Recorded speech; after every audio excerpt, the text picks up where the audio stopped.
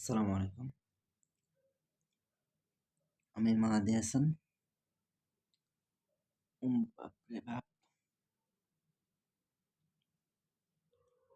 কে কেমন আছেন জানাবেন। অনেক কষ্ট করে ভিডিও বানাইতেছি। হাত দিয়ে ধইরা, এক হাত দিয়ে ফোন ধরে আছে আর এক হাত দিয়ে ভাত খাচ্ছি। তাই অনেক কষ্ট হয়ে যাচ্ছে। তো যাই হোক, সংক্ষেপে একটা ভিডিও বানাই, বানানোর দরকার। এখন রাত প্রায় 2টা বাজে। প্রায় না, মনে হয় বাইজে গেছে অলরেডি। তো টাইম দেখার সুযোগ নাই, কারণ 2 হাতেই আমার ব্যস্ত।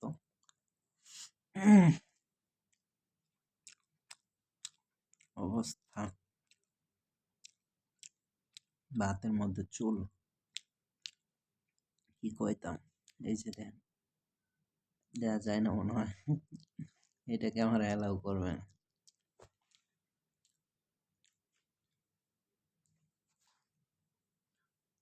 চুলটা ফালায় নিলাম। কি কমু ভাই, মারে কিছু বলা যায়? হাতের মধ্যে কয়েকদিন পর পর চুল বাড়ে, কিছু বলি না, খায়নি। বউ হইলে তো ঝাড়ি মারি দেওয়া যাইতো, কিন্তু মারে কি বলবো। যাই হোক, সমস্যা নেই, আল্লাহ ভরসা, আল্লাহ যা করে আল্লাহর জন্যই করে। তো ভাত খাচ্ছি, রাত প্রায় 2টা বাজে। বাইরে থেকে আসলাম,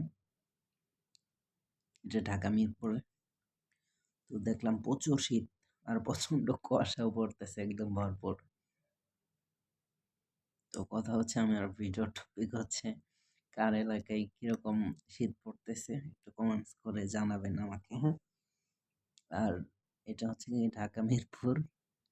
তো এখানে প্রচুর শীত আর প্রচুর কুয়াশা, একদমই টিকা যাচ্ছে না।